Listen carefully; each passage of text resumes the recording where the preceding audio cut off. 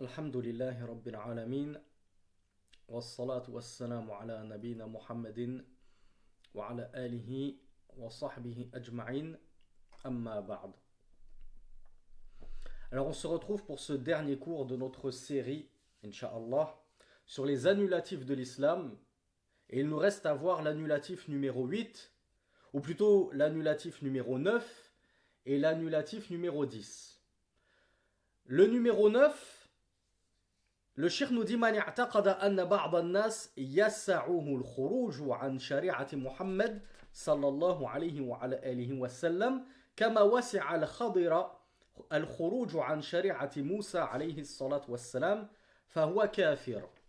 L'annulatif numéro 9 de l'islam, compilé par le cheikh Mohammed ibn Abdel Wahhab rahimahullah, nous dit que celui qui va penser qu'il est possible à un individu, quel qu'il soit, à notre époque, ou en tout cas depuis l'avènement du prophète Mohammed sallallahu alayhi wa sallam, de se soustraire à la charia de Mohammed sallallahu alayhi wa sallam, c'est-à-dire la charia de l'islam.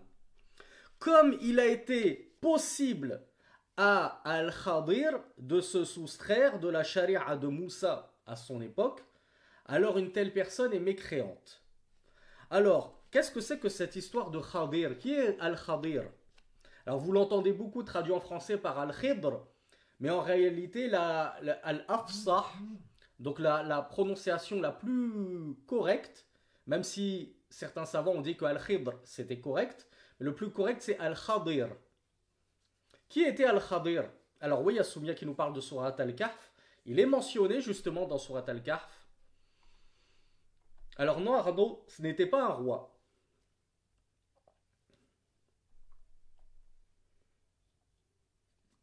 Alors Bakari nous dit que c'est un homme pieux. Alors non, iPhone, ce n'est pas Dhul Qarnayn. C'est un personnage différent de Dhul Qarnayn. Mais les deux sont mentionnés dans Surat La Caverne, effectivement. Alors oui, Hamza, il a la bonne réponse. Maxime nous dit c'est un vertueux. Soumia nous dit c'est quelqu'un qui avait de la science. Et la réponse la plus juste, c'est celle de M7 qui nous dit qu'il y a divergence. Est-ce que c'était un prophète carrément ou un simple vertueux? Donc, je traduis en français, je ne sais plus si... Oui, j'ai traduit en français que celui qui va croire qu'il est possible pour quiconque de se soustraire de la charia de Mohammed comme Al-Khadir, donc cet homme qui soit était un prophète lui-même, soit un vertueux, n'était pas concerné par la charia de Moussa. Il n'était pas obligé de suivre le prophète Moussa, Moïse, dans sa charia. Pourquoi justement? Pourquoi Al-Khadir, il n'était pas tenu de suivre le prophète Moussa, alayhi salatu wassalam?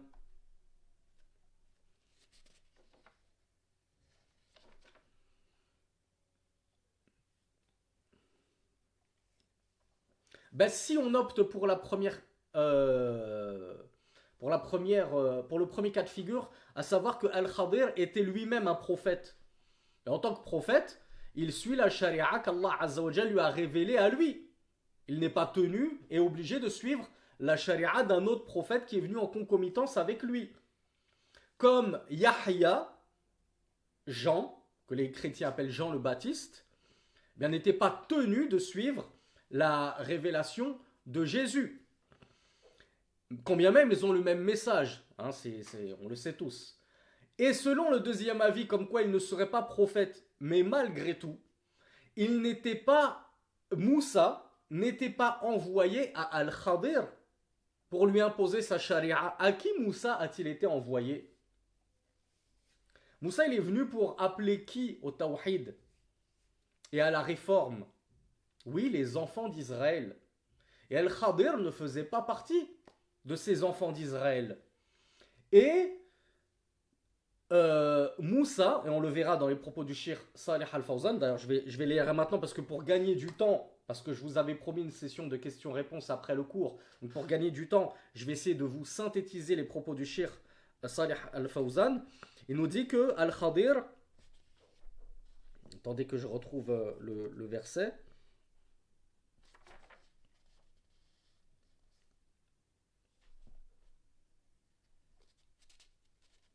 وإذ قال موسى لقومه يا قوم لم تؤذونني وقد تعلمون أني رسول الله إليكم. Sourate As-Saff, le rang. Verset numéro 5. Allah Azza wa Jal cite Moussa. Et il nous dit, et lorsque Moussa dit à son peuple, ô mon peuple, donc là Moussa quand il dit ô mon peuple, il s'adresse à qui? Il s'adresse à l'humanité tout entière, à tous les fils d'Adam. Non, il s'adressait à son peuple uniquement, c'est-à-dire les enfants d'Israël, Banu Israël. Et lorsque Moussa dit à son peuple, ô mon peuple, pourquoi me causez-vous du tort alors que vous savez que je suis le messager d'Allah vers vous? J'ai été envoyé vers vous, mon peuple. J'ai pas été envoyé à l'humanité tout entière. Interro surprise pour clôturer cette série en beauté. Jésus, fils de Marie, il a été envoyé à qui?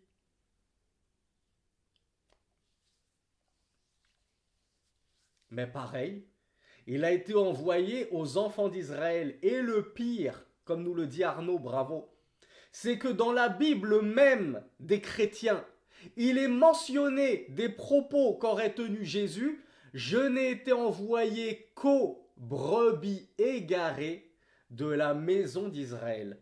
La preuve, elle est dans leur Bible elle-même. Puis ils viennent prétendre, ces pseudo-chrétiens, ces pseudo-suiveurs de Jésus, que Jésus a été envoyé à l'humanité tout entière pour racheter le péché originel de toute l'humanité, alors que eux-mêmes ont écrit dans leur Bible, en citant Jésus, et je n'ai été envoyé qu'aux brebis égarées de la maison d'Israël, c'est-à-dire je n'ai été envoyé qu'aux Juifs, afin de les rappeler à l'ordre, afin de les faire revenir au véritable monothéisme. Mais je n'ai certainement pas été envoyé à l'humanité tout entière. Deuxième question piège. Muhammad sallallahu alayhi wa sallam, à qui a-t-il été envoyé quant à lui?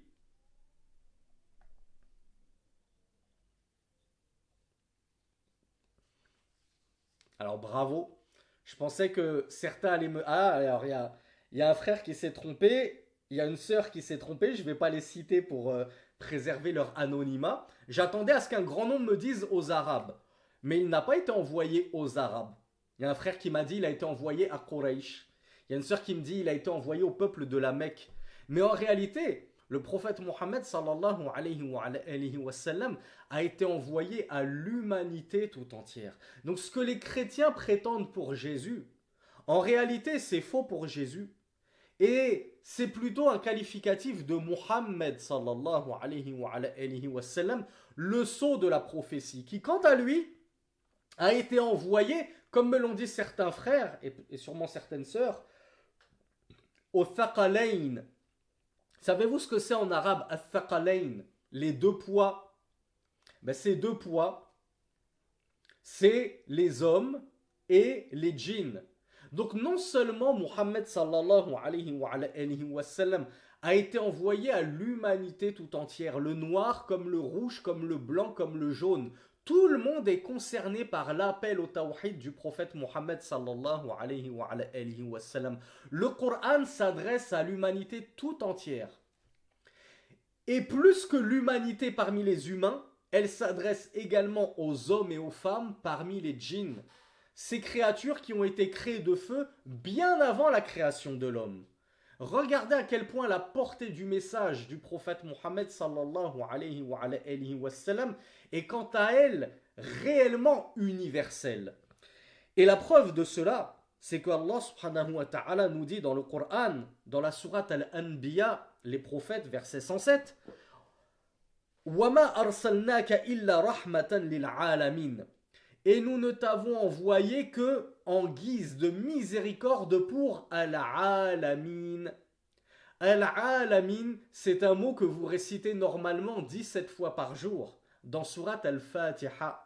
Et donc vous êtes censé savoir ce qu'il signifie. Ça signifie les mondes. Qu'est-ce que ça veut dire les mondes? Le monde de la Terre, le monde de Mars, le monde de la Lune? Non, ça signifie les mondes, c'est-à-dire les humains, les djinns. Il a été envoyé pour tous ceux qui peuplent la terre. Bien sûr, les animaux ne sont pas censés suivre le prophète Mohammed sallallahu alayhi wa sallam, mais il a été envoyé pour le blanc, le noir, le jaune, l'arabe, le non-arabe, et jusqu'au djinn. Aussi, avec toute leur diversité, tout comme nous, il a été envoyé envers les hommes humains, avec toute notre diversité. Deuxième verset qui prouve cela dans sourate Saba, verset numéro 28. Allah Azza wa Jal nous dit وَمَا أَرْسَلْنَاكَ إِلَّا كَافَّةً لِلنَّاسِ بَشِيرًا وَنَذِيرًا. Et nous ne t'avons envoyé que en totalité pour les gens, ou pour les gens en totalité, en tant qu'annonciateur et avertisseur. Annonciateur de la bonne nouvelle du paradis pour quiconque te suivrait, ô Muhammad, et avertisseur de l'enfer pour quiconque ne te suivrait pas dans le monothéisme auquel tu invites les gens, ou auquel tu invites les gens. Donc encore dans ce verset 28 de la sourate Saba, Allah nous dit qu'il n'a envoyé Muhammad sallallahu alayhi wa sallam qu'à tous les gens, pas juste aux Arabes, pas juste aux Qurayshites, la tribu des Qurayshites qui vivaient à la Mecque, pas juste à la péninsule arabique. Non, en réalité, il a été envoyé par tout le monde. Tout le monde est concerné par son message. Tout le monde se doit de l'écouter et de le suivre. Et enfin, dans un dernier verset, dans la sourate Al-A'raf, verset 158, Allah nous dit قُلْ يَا أَيُّهَا النَّاسِ إِنِّي رَسُولُ اللَّهِ إِلَيْكُمْ جَمِيعًا.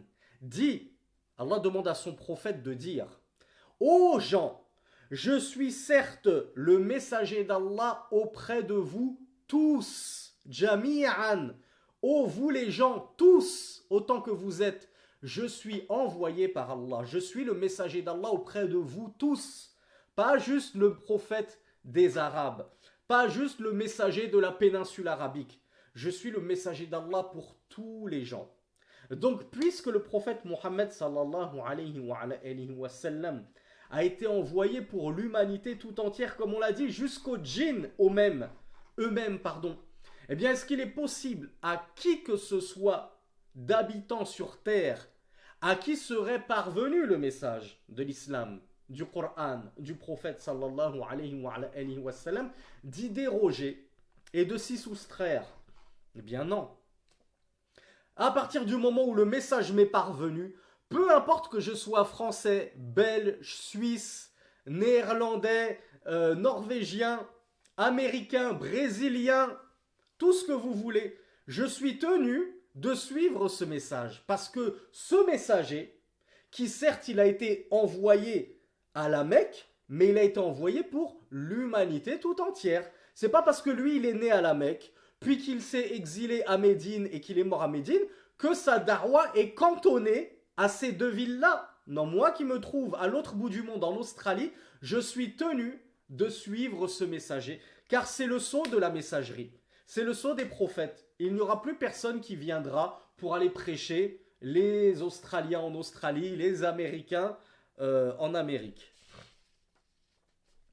Donc, il n'est pas permis de se soustraire au message du prophète Mohammed sallallahu alayhi wa sallam, alors que ça avait été permis pour Al-Khadir de se soustraire au message de Moussa, car il n'était pas concerné. Il ne faisait pas partie du peuple de Moussa, du peuple de Moïse, auquel il prêchait et auquel il invitait au Tawhid. Donc Moïse, il était envoyé aux enfants d'Israël, dont Al-Khadir n'en faisait pas partie. Et donc, c'est pour ça que Al-Khadir avait sa propre législation, sa propre charia qu'il suivait. Et pour ceux qui veulent en connaître davantage sur l'histoire d'Al-Khadir, vous la trouverez justement à la fin de la sourate La Caverne. Donc, le 9e annulatif de l'islam, c'est le fait de penser que, ah ben regardez, Al-Khadir, il n'a pas obéi à Moussa, c'est même Moïse qui a allé le trouver par modestie. Alors, pour la faïda, qui sait pourquoi Moïse a été entre guillemets éprouvé par Al-Khadir? Pourquoi est-ce qu'il s'est rendu auprès d'Al-Khadir? Qu'est-ce qui s'est passé en amont pour qu'il aille se rendre auprès d'Al-Khadir qui habitait très loin par rapport à lui? Il se trouvait loin, il a dû entreprendre un long voyage avec son roulam, son serviteur Moïse, pour le rencontrer Alors je vois que Naël a la bonne réponse, bravo Bint Amin également, bravo Bakari, bravo Anis. Je vois que vous êtes tous au courant, alors c'est pas la peine que je la donne cette faïda. Quelqu'un l'ignore? Les enfants d'Israël avaient posé la question à Moïse, qui est le plus savant sur terre? Et Moïse a répondu, c'est moi. Et donc il s'est avancé à penser que il était l'homme le plus savant sur terre. Alors Allah l'a éprouvé en lui disant, au contraire, il existe un serviteur à qui j'ai donné une part de la science que toi tu ne possèdes pas. Et Moïse, subhanallah, regardez, il était tellement avide de science qu'il s'est précipité à vouloir rencontrer son serviteur. Donc qu'il s'est précipité à vouloir rencontrer Al-Khadir, le serviteur d'Allah. Donc il a pris son serviteur à lui, Moïse. Il y en a qui disent que c'était Josué, Yusha, il me semble qu'il est traduit en français par Josué. Il l'a pris avec lui, ils ont entrepris un long voyage jusqu'à le trouver au confluent des deux mers. C'était là le lieu de rendez-vous.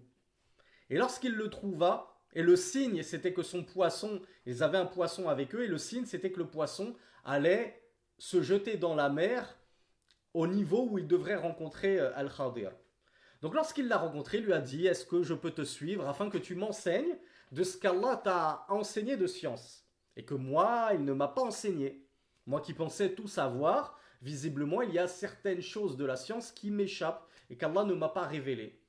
Et donc, il y a eu l'histoire du bateau que Al-Khadir avait fait couler pour ne pas que les pirates se les approprient. Il y avait l'histoire de l'enfant qu'il a tué. Moïse pensait qu'il avait tué une âme innocente, alors qu'en fait, Allah savait que cet enfant serait désobéissant, transgresseur, et il a préféré mettre fin à sa vie pour ne pas qu'il nuise à ses parents.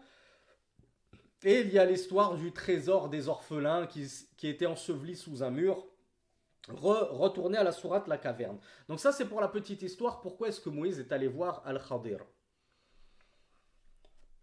Pourquoi est-ce que le cheikh Mohammed ibn Abdel Wahhab il nous cite cet annulatif, sachant qu'on le verra dans la fin, en conclusion, le cheikh nous explique qu'il a cité les annulatifs qui avaient le plus tendance à se propager à son époque dans la Ummah. Est-ce que dans notre Ummah, il y a des gens qui, comme le semble le prétendre Cheikh Mohammed ibn Abdel Wahhab, pensent qu'il est possible de se soustraire à la charia de Mohammed sallallahu alayhi wa sallam? Alors il y a Bakari qui nous dit oui les coranistes, il y a Abdullah qui nous dit les gourous, et il y a Imran qui nous dit les maîtres soufis. Eh bien c'est ça. Le Cheikh Saleh Al-Fawzan nous parle surtout des soufis. Là les coranistes vraiment ils ont explosé.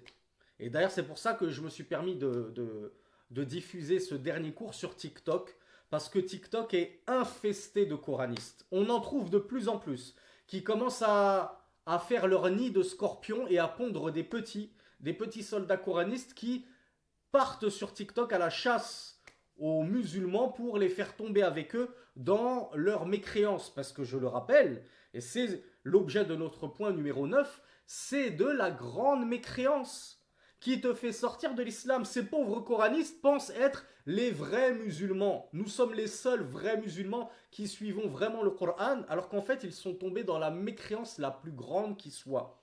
Parce qu'ils ont rejeté la sunna du prophète Mohammed sallallahu alayhi wa sallam, sunna qu'Allah azza wa jal nous a ordonné de suivre dans le Coran, puisqu'il nous a ordonné de suivre son messager. Et comment suivre son messager sans suivre la sunna à notre époque? Donc, les coranistes, c'est trop simple de les réfuter. Et les soufis, certains soufis ont atteint un tel niveau de koufr et de mécréance qu'ils ont prétendu ne plus être concernés par la charia d'Allah. Pourquoi?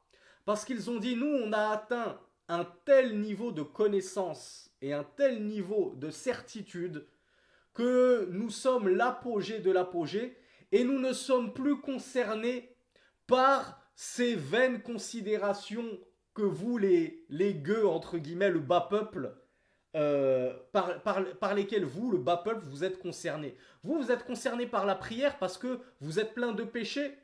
Et vous avez besoin de cette prière pour vous élever auprès d'Allah et vous purifier. Mais nous, on est déjà purs comme des anges. On est awliyaullah. On est les saints des saints. On est immaculés. On ne pêche jamais. On est les très rapprochés d'Allah.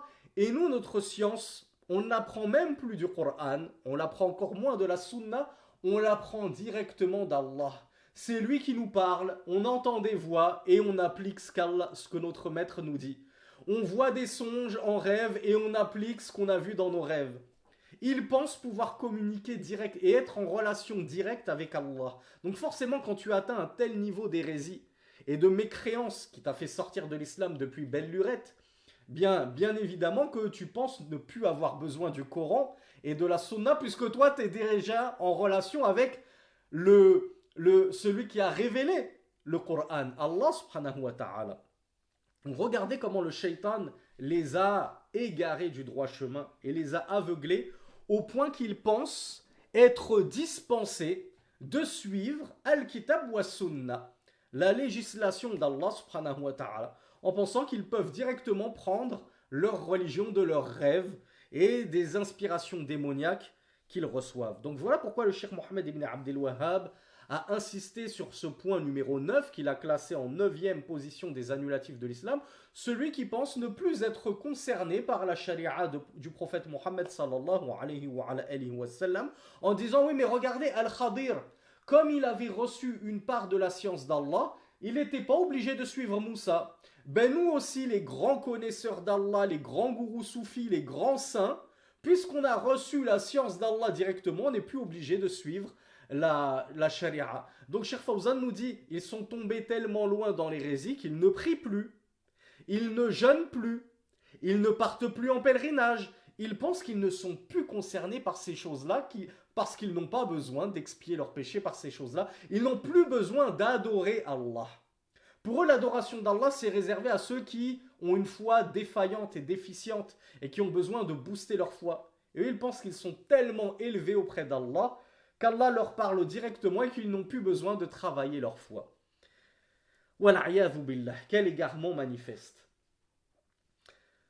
On passe sans plus tarder au 10e et dernier annulatif de l'islam. Et c'est aussi pour ça que j'ai lancé ce live sur TikTok, car ça touche malheureusement, alors ça touche une grande partie de notre Ummah, et ça touche aussi et forcément notre jeunesse parmi nos frères et nos sœurs musulmans. On va pas se mentir, plus on est jeune et plus on est, concerné par cet annulatif-là. Et plus on prend de l'âge et plus on commence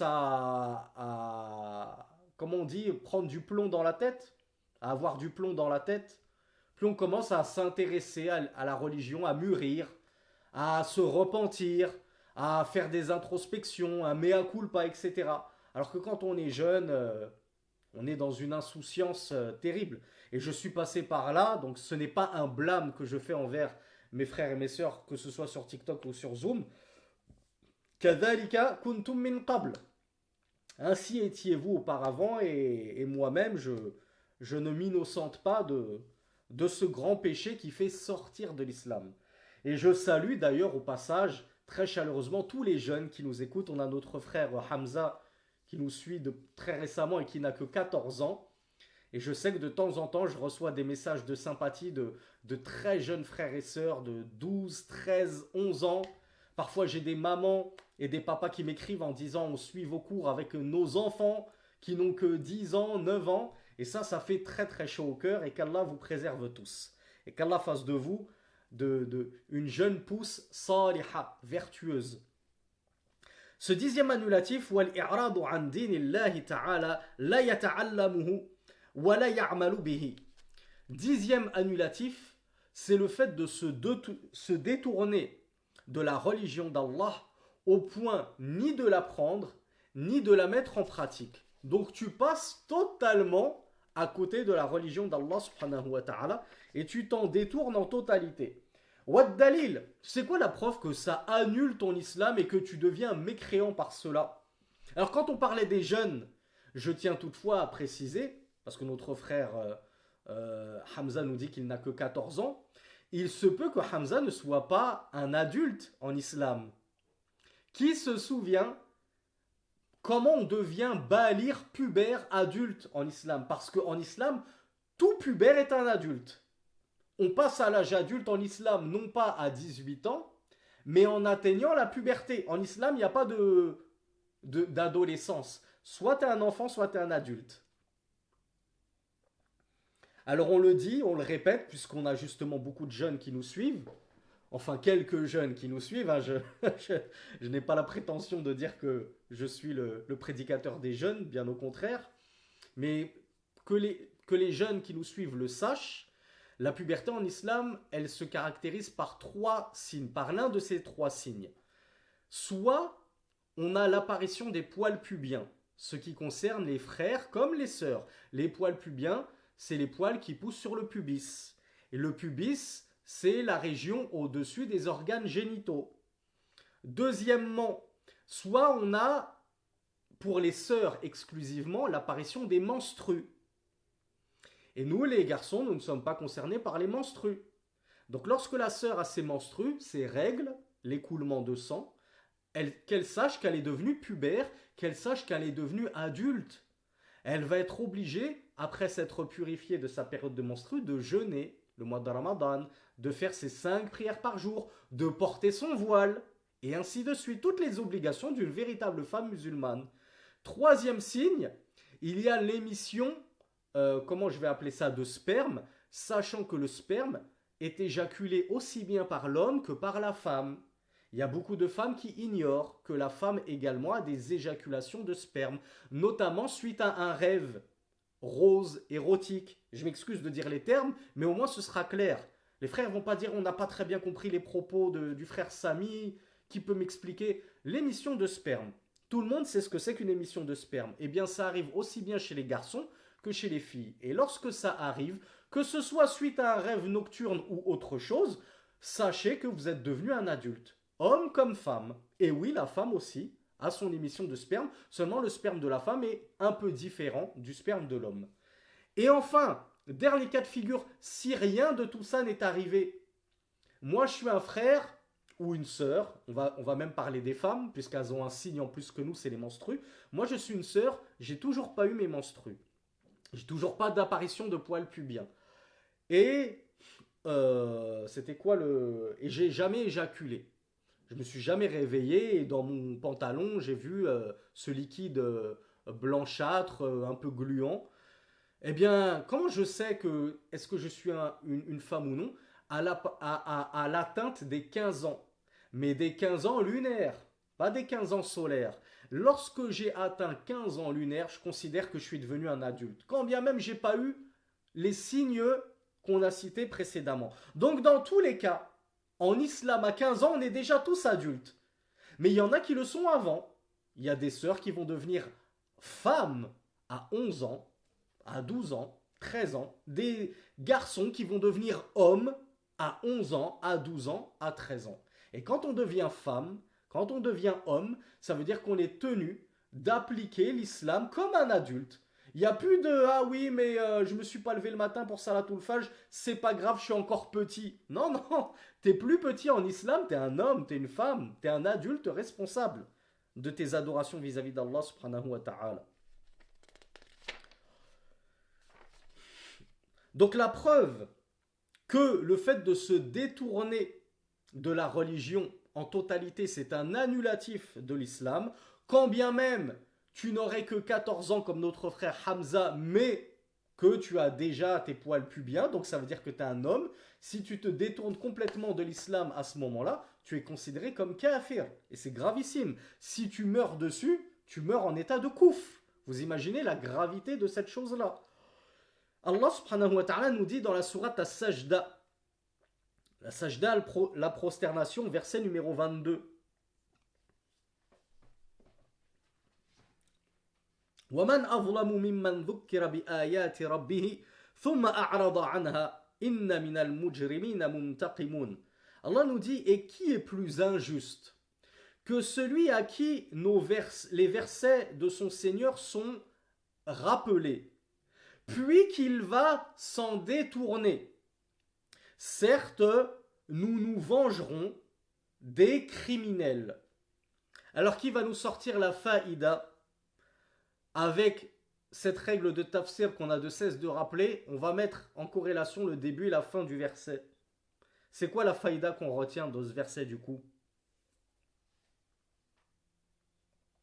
Alors oui, Bintami nous dit ces gens sont des criminels. Qui justement? Qui sont ces gens qui sont des criminels?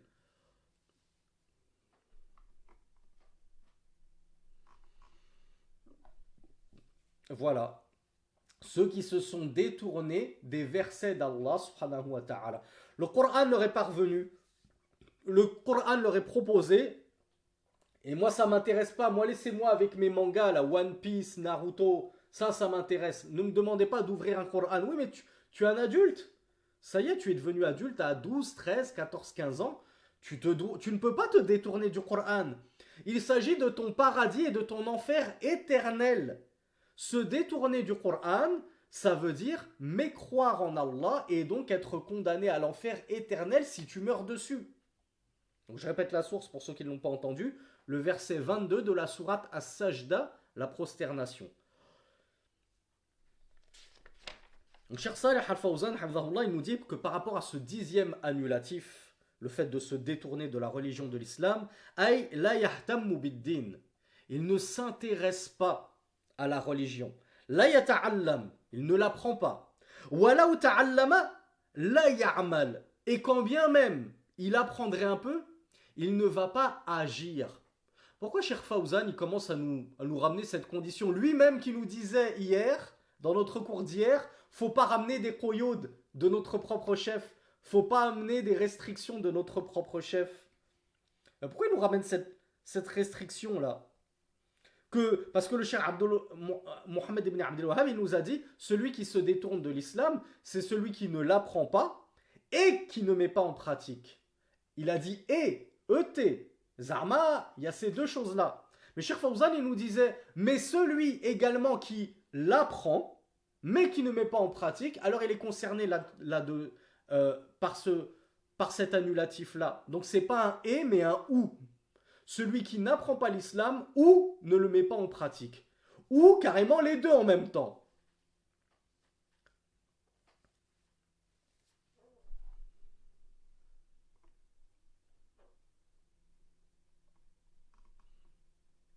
Alors personne n'a trouvé la réponse. Je vais vous aiguiller.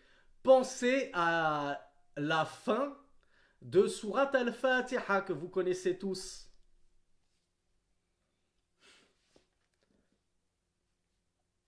Celui qui a de la science, il apprend la religion, il a de la science, mais il ne veut pas la mettre en pratique, sa science. Il est tout le temps en train de vouloir esquiver, de contourner les lois d'Allah. Il ressemble à qui?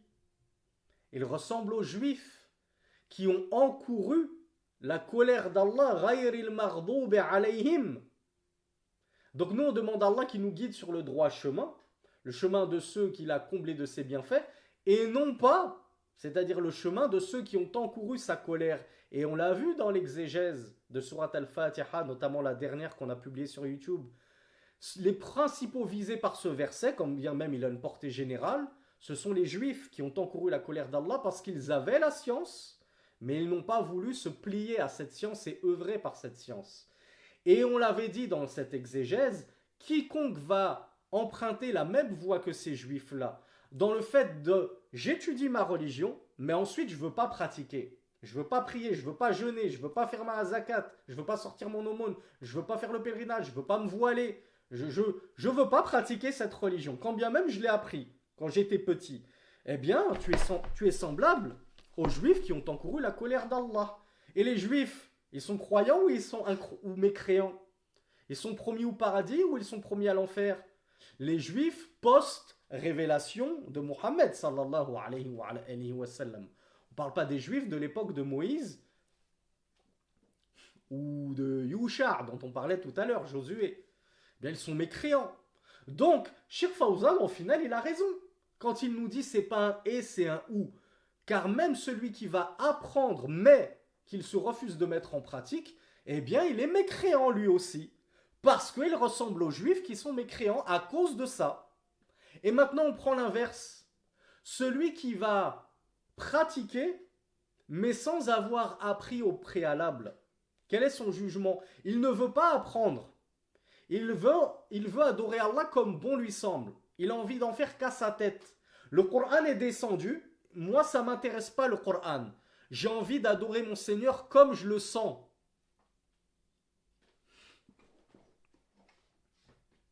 Et c'est ce qu'on a entendu dans une interview de la fameuse Menel euh, qu'elle a donnée à Ismaël Mounir. Ah, j'ai cru entendre, parce que je l'ai suivi que d'une oreille distraite, qu'elle expliquait qu'elle s'était détournée de l'islam et qu'elle avait apostasié parce qu'elle jugeait que, voilà, en gros, l'islam était trop dur et qu'elle avait envie d'adorer son Seigneur comme elle l'entendait, elle, à sa sauce à elle. Eh ben ça, c'est de l'apostasie manifeste. Le fait de dire, moi, je me détourne du Coran, donc je me détourne de la science, mais je vais œuvrer, c'est pas ça qui fait de toi un croyant. Et c'est pas ça qui fait de toi un musulman. Ça s'appelle. Alors je vais pas. On me cite le nom de la vidéo. Moi je veux pas en faire de pub. Moi-même je l'ai pas regardé parce que cette sœur n'est très certainement pas voilée. Donc donc on n'est pas censé nous les hommes regarder une femme déjà voilée. Alors que dire si elle est dévoilée? Et j'ai pas envie que vous tombiez dans les filets de ce prédicateur très égareur qu'est Ismaël Mounir.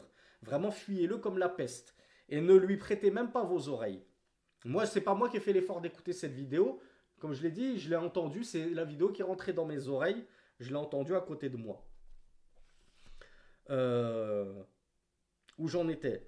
Donc le Cheikh Saleh Al-Fawzan nous dit, en vertu du dernier verset de sourate Al-Fatiha, on en comprend que quiconque n'étudie pas sa religion, mais œuvre, essaye d'œuvrer, essaye d'adorer Allah, il est malgré tout kafir. C'est un annulatif de l'islam, quand bien même il se réclamerait de l'islam et de faire partie des musulmans. Deuxième cas de figure, celui qui étudie mais ne pratique pas. Je ne sais plus ce que j'ai dit en premier. Vous savez que c'est l'inverse du premier. Il est également mécréant. Et a fortiori celui qui fait les deux.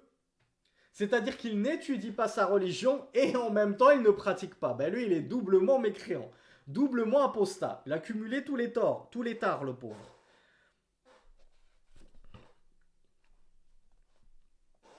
Cheikh Saleh Al-Fawzan nous cite d'autres versets qui abondent dans le sens du verset de Surat As-Sajda que nous a cité le Cheikh Mohammed ibn Abdel Wahhab.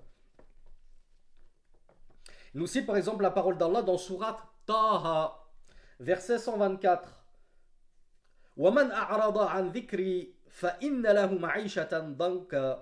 Allah Azza wa Jal nous dit, quiconque se détourne de mon rappel aura certes une vie difficile, pleine de gêne, exiguë. Donc Allah Azza wa Jal nous dit que celui qui se détourne de son rappel, c'est-à-dire de l'islam, Al-Qur'an wa Sunnah, et lui fera vivre une vie de difficulté. Et vous savez que Allah Azza wa Jal ne fait pas vivre une vie de difficulté aux croyants. Oui, nous aussi on a notre lot d'épreuves pour nous purifier, etc. Mais globalement, alhamdoulilah, Allah nous a facilité cette dunya. Il nous a honorés dans cette dunya. Tandis que celui qui veut se détourner du rappel d'Allah, il lui fera vivre une vie de contraintes et de difficultés. Le Cheikh Fawzan nous dit A'rada an dhikri, celui qui se détourne de mon rappel, c'est-à-dire il ne l'apprend pas et il ne le met pas en pratique. وَالَّذِينَ كَفَرُوا عَمَّا أُنذِرُوا مُعْرِضُونَ وَمَنْ et Allah Azza wa Jal nous dit dans la sourate Al-Ahqaf, verset numéro 3, وَالَّذِينَ كَفَرُوا عَمَّا أُنذِرُوا مُعْرِضُونَ, et ceux qui ont mécru sont ceux qui, au sujet de quoi on les a avertis, se sont détournés. Donc Allah subhanahu wa ta'ala nous explique que ceux qui se sont détournés des avertissements, c'est-à-dire des avertissements des messagers, c'est-à-dire des versets qui leur étaient récités, ceux-là sont ceux qui ont mécru. Et on voit très clairement que se détourner des avertissements d'Allah, se détourner du message des prophètes, c'est de la mécréance. Allah Azza wa Jal nous dit également dans le verset 22 de la sourate As-Sajda, je ne sais pas si c'est celui qui avait cité le shir, ah ben si, c'est celui qui l'a cité. Cheikh Fawzan s'est contenté de le répéter. Et Cheikh Fawzan, hafidhahullah, alors on me demande de répéter la sourate pour le dernier verset. Le dernier verset c'est Al-Ahqaf. Sourate Al-Ahqaf, verset 3. Cheikh Fawzan nous dit, quant à celui qui ne va pas apprendre la religion, mais par paresse et fainéantise. Alors, qu'est-ce que vous en penseriez de son cas à lui? Lui, c'est juste par flemme qu'il ne veut pas apprendre la religion. Par fainéantise. On l'excommunie ou on l'excommunie pas? On considère qu'il est mécréant ou non? Alors, bravo Bintamin, qui a la bonne réponse. Bravo Altaïr. Bravo Clara. Bravo Anis. Bravo Bakari. Vous êtes très nombreux à avoir la bonne réponse. Et c'est rassurant. C'est rassurant que vous ne fassiez pas justement le takfir à la va-vite. Vous voyez que nous ne sommes pas justement des takfiristes qui excommunions comme ça à tour de bras le premier venu pour un oui ou pour un non. Cheikh Fawzan nous dit هذا لا يكفر ولكن يلام على كسله. Cet individu-là qui s'est détourné de la religion, qui n'a pas appris la religion, non pas par dédain, parce qu'il s'en est détourné, qu'il ne veut pas en entendre parler, mais uniquement par flemme. À la flemme de prendre des cours de tawhid, je suis paresseux, j'avoue, je préfère regarder Netflix, parce que je sais que les cours, ça va être une playlist de 10 heures, 20 heures, je ne me vois pas me lancer là-dedans. C'est un fainéant qui n'a pas envie d'apprendre sa religion. Eh bien celui-là, on ne l'excommunie pas, on ne dit pas « Ah ben t'es mécréant, t'es sorti de la religion ». Parce que lui, son but, c'était pas de se détourner par dédain, par mépris, par aversion de l'islam. C'est uniquement par paresse. Donc celui-là, on ne l'excommunie pas, il n'est pas concerné par cet annulatif-là, mais par contre, on le blâme, comme l'ont dit certains d'entre vous. On doit lui faire le rappel. On doit le blâmer, on doit lui rappeler que malgré tout ce qu'il fait c'est gravissime. Et ça peut être une porte grande ouverte vers la mécréance. Parce qu'à force d'être fainéant vis-à-vis de ta religion, ça peut t'amener à ne plus du tout t'intéresser à ta religion et à t'en détourner totalement. Et alors là, oui, tu vas tomber les deux pieds joints dans le gouffre, dans la grande mécréance. Amma idha kana taraka talab al-ilm أما إذا كان ترك طلب العلم عدم رغبة في العلم فهذا هو الإعراض والعياذ بالله. Mais celui, nous dit Cheikh Fawzan hafidhahullah, qui va délaisser l'étude de la science, l'apprentissage de la religion, de l'islam, par dédain et par, comment on appelle ça, oui, dédain, mépris et non-considération de l'importance de la religion, celui-là c'est celui qui a mécru, celui-là c'est l'apostat, celui-là c'est celui qui est sorti de la religion. Donc il faut savoir opérer la différence entre la paresse et le détournement qui émane d'une répulsion du cœur. Moi c'est pas parce que je déteste cette religion, c'est pas parce qu'elle m'horripile, c'est pas parce que j'en éprouve de la répulsion et que je veux pas en entendre parler. Je sais que c'est important la religion. Je sais que je devrais prendre des cours de tawhid. Je sais que c'est pas bien ce que je fais. Mais la flemme. Tout comme certains qui délaissent la prière selon un des deux avis très connus. Il y a des gens qui disent, il y a des savants qui disent celui qui délaisse la prière, peu importe pour quelle raison, que ce soit par paresse ou parce qu'il mécroit en son obligation, il est mécréant. Et tu as d'autres savants qui disent non. Si ce n'est pas par rejet de son obligation, mais uniquement par paresse, on va considérer qu'il est toujours musulman s'il reconnaît son obligation. Mais c'est juste qu'il a abandonné la prière non pas par haine, par répulsion de cette pratique-là. D'ailleurs, il le reconnaît lui-même. Je sais que c'est pas bien ce que je fais. Je sais que c'est grave. Je sais que je suis blâmable. Mais j'ai la flemme, je suis pas prêt, j'ai trop de soucis dans la tête, etc. Donc bien sûr que c'est gravissime ce qu'ils font. Que chez certains savants, c'est du koufr. Et chez d'autres, ce n'est pas du koufr. Eh bien, c'est un petit peu la même chose ici. Bien sûr que c'est gravissime de se détourner de la religion et de ne pas l'apprendre, mais si c'est fait uniquement, entre guillemets, uniquement, sachant que c'est quand même grave, par paresse, on ne va pas faire sortir une telle personne de l'islam.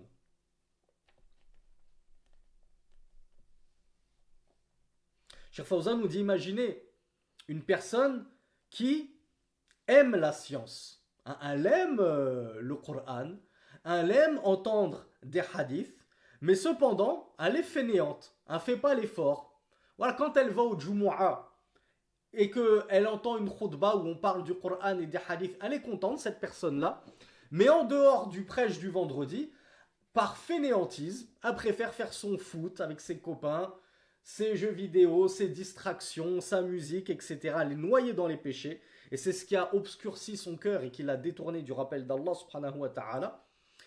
Et dans le cas où cette personne-là se détournerait de la science, non pas pour ce que j'ai cité, mais Cheikh Fawzan il va nous donner un autre exemple. Il va dire لأن طلب العلم صعب يتطلب صبرا ويتطلب تحملا ويتطلب جلوسا وهو كسلان فهذا يلام على كسله وعلى تفريطه ولكنه لا يصل إلى حد الكفر. Cheikh Fawzan nous dit, on a des personnes qui aiment la science, mais elles savent que la science elle est lourde.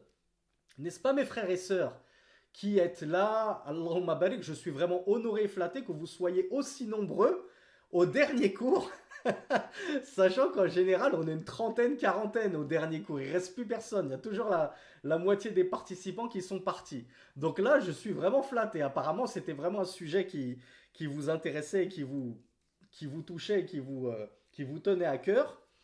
Mais imaginez qu'il y en a qui, voilà, dès le deuxième, troisième cours, ils décrochent parce qu'ils se disent « Ouais, c'est compliqué quand même, hein. La aqidah, c'est compliqué, le fiqh, c'est compliqué, le hadith, c'est compliqué, même la biographie du prophète, sallallahu alayhi wa sallam, c'est compliqué de suivre une playlist d'une dizaine d'heures, alors que dire d'une quinzaine d'heures ou d'une vingtaine d'heures. Donc, on essaye, on aime la science, mais on finit par s'en lasser, s'en détourner par paresse et fainéantise. Parce qu'on sait que c'est difficile, on sait que ça demande de la volonté, du travail, du labeur, un investissement, ça demande de la patience, ça demande des assises auprès des gens de science, etc. Eh bien, celui qui va se détourner de la science et donc de la religion pour cette simple paresse, Cheikh Fawzan nous dit, bien entendu, on le blâme, mais on ne le fait pas sortir de l'islam pour autant.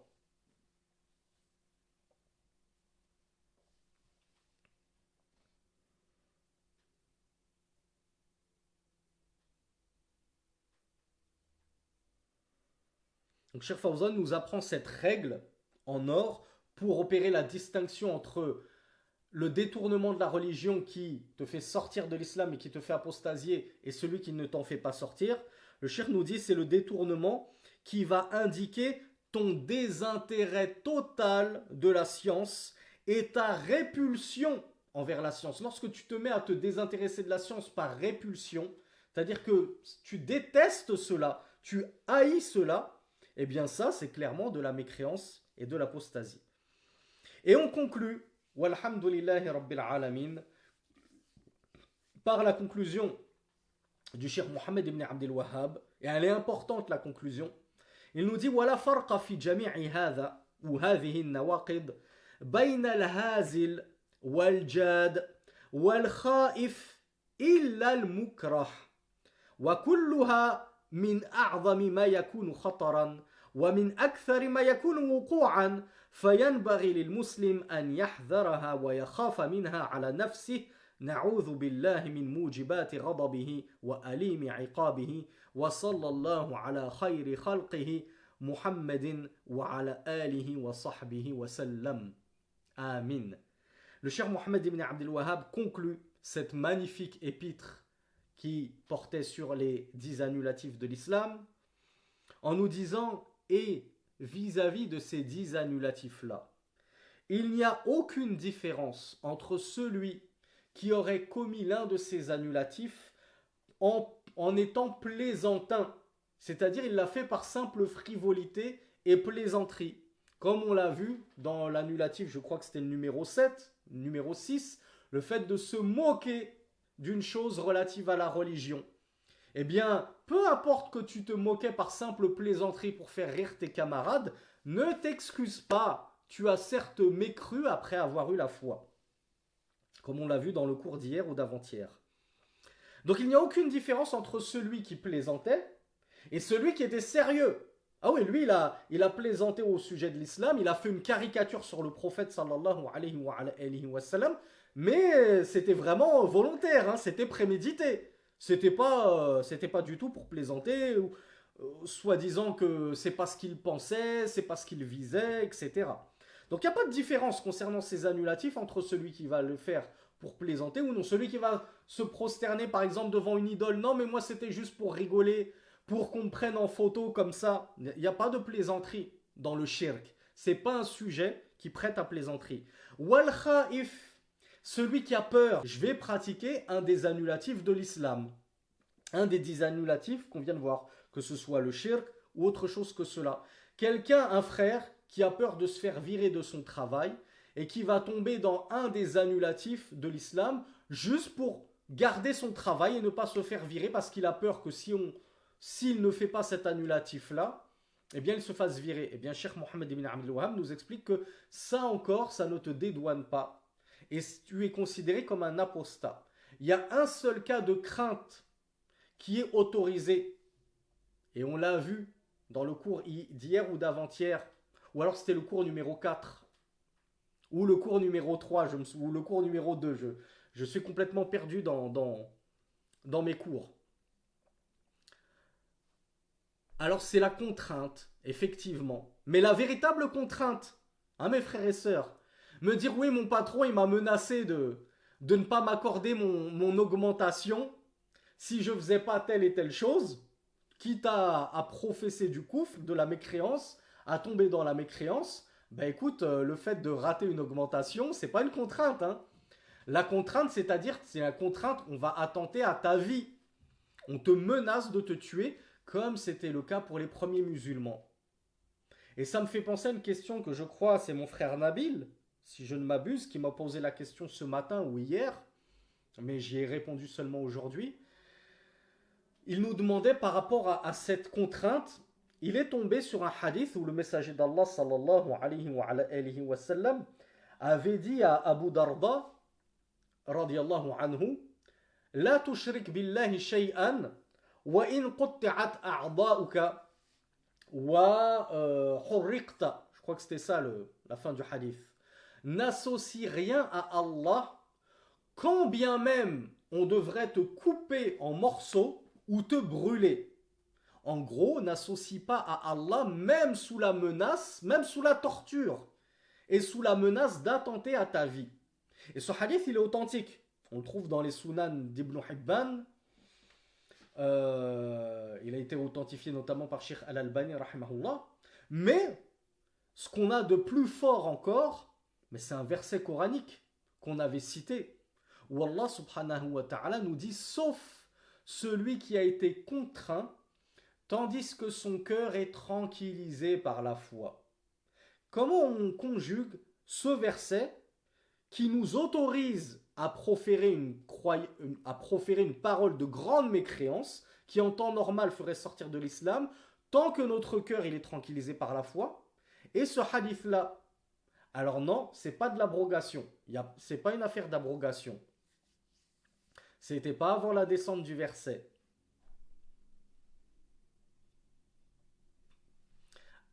Alors, non, c'est pas ça non plus, Arnaud.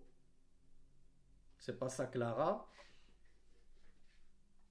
Alors, c'est Bintamin, encore une fois, qui a la bonne réponse. Bravo, Angel aussi, qui a la bonne réponse.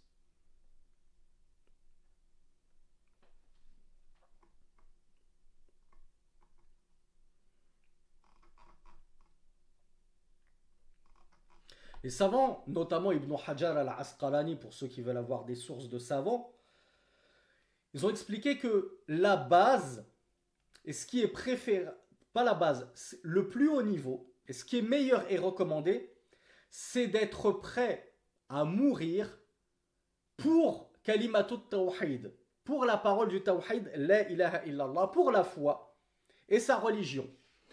Et celui qui meurt pour kalimatut tawhid, pour la parole d'unicité, du monothéisme, quitte à ne jamais associer à Allah, même avec une kalachnikov sur la tempe, Et on lui dit, soit tu dis, il n'y a d'autre Dieu que Bachar al-Assad, soit tu insultes ton prophète Mohammed, etc., soit on te tire une balle dans la tête.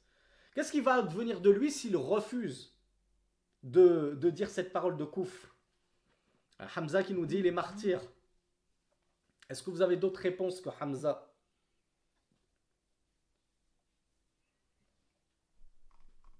Ah oui, les martyrs, tout simplement. Comme la famille de Ammar ibn Yasir. On en avait parlé dans une série de cours précédentes.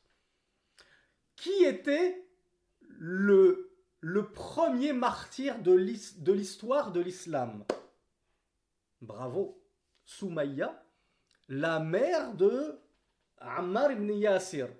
Le premier martyr de l'islam, il n'était pas masculin, mais elle était féminine. C'était une femme. Allahu Akbar. Et vous savez qui était Soumaïa Ummu Ammar ibn Yasir?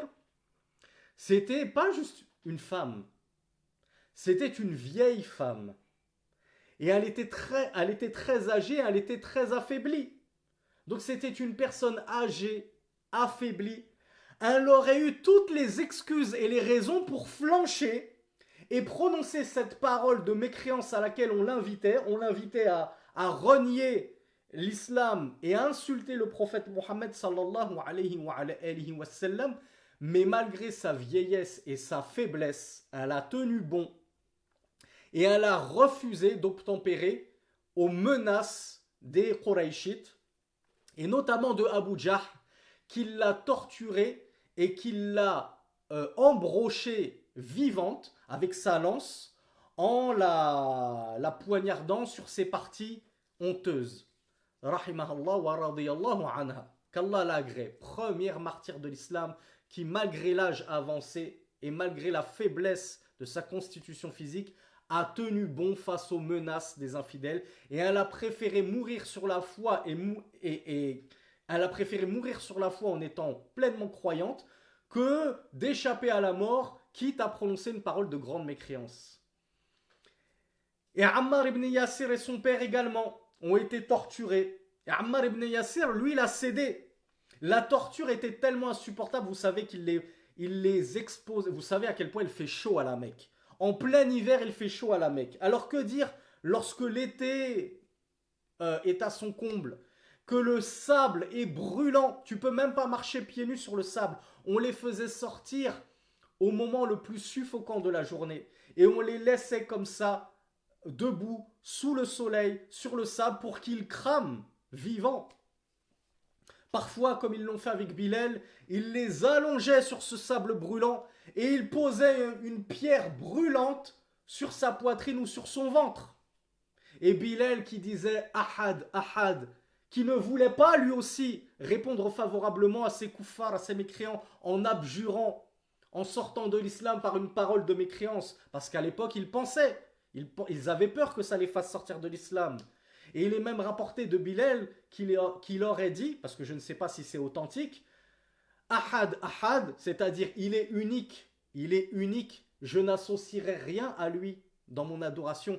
Et si je connaissais une parole qui vous enrageait plus que celle-ci, je l'aurais dite. Regardez comment il a défié les Qurayshites, les mécréants. Mais Ammar ibn Yasir, après tant de tortures, il a cédé à la tentation et il a insulté le prophète sallallahu alayhi wa sallam, tandis que son cœur était gorgé de foi. Et il réprouvait ce qu'il venait de dire au plus profond de son cœur. Et il ne le pensait pas du tout. C'était juste pour se sortir de cette torture inouïe.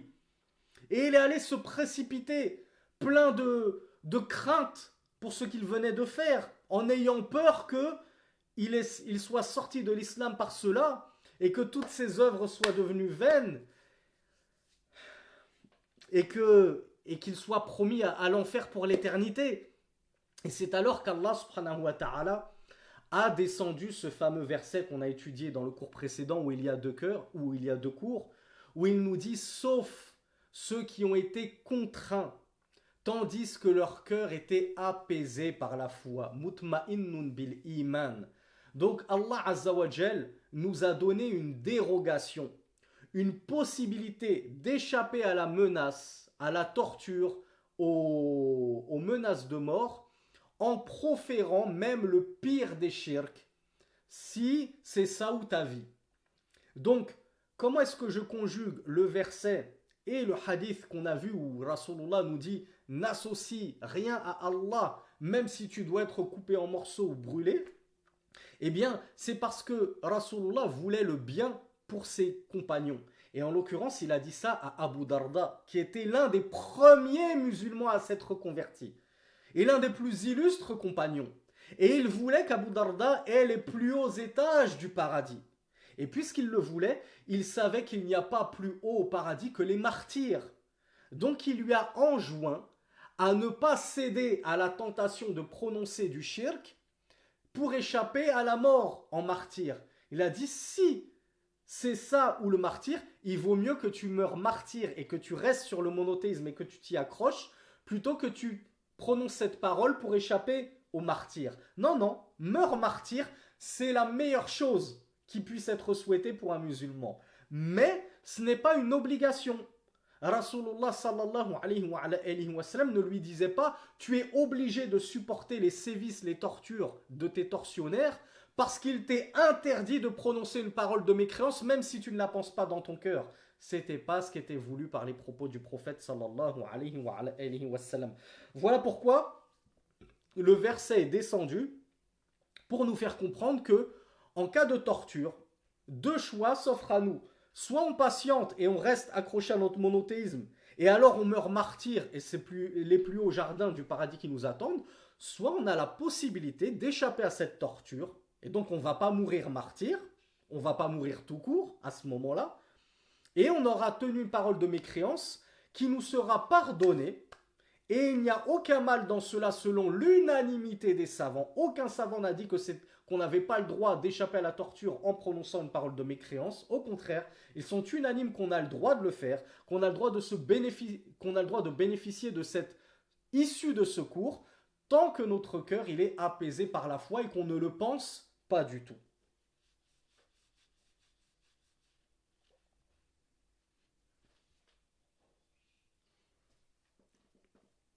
Donc, Cheikh Fawzan commente en nous disant il n'y a donc, concernant ces annulatifs de l'islam, aucune différence entre celui qui serait tombé dans l'un de ces annulatifs volontairement, par préméditation, al-jad, ou al-lavi yaqsidu ma yaqulu aw yaf'al, celui qui sait ce qu'il fait, il sait ce qu'il dit, et malgré tout il le fait, ou al-hazil, et il n'y a pas de différence entre lui et le plaisantin.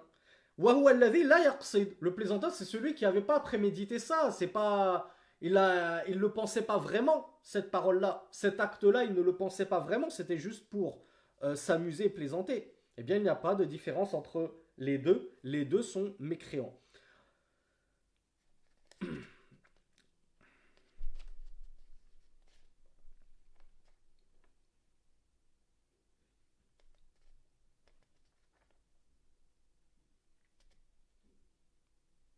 Donc pour la référence, pour ceux qui nous suivent sur TikTok, qui n'ont pas pu suivre les cours précédents, le verset qui mentionne que Al-Mukrah, celui qui est sous la contrainte, il peut échapper à cette contrainte de mort en prononçant une parole de shirk, et on a bien dit, on parle d'une contrainte de mort, on ne parle pas ton patron il t'a contraint, il t'a menacé d'une diminution de salaire, ou des choses comme ça. Donc c'est une véritable contrainte avérée. C'est le verset 106 de la sourate Les Abeilles. Man kafara billah min ba'di imanihi. Quiconque mécroit en Allah après sa foi, après avoir embrassé la foi. Illa man ukriha wa qalbuhu mutma'innun bil iman. Sauf celui qui a été contraint, tandis que son cœur est apaisé par la foi. Eh bien, celui-là n'est pas mécréant.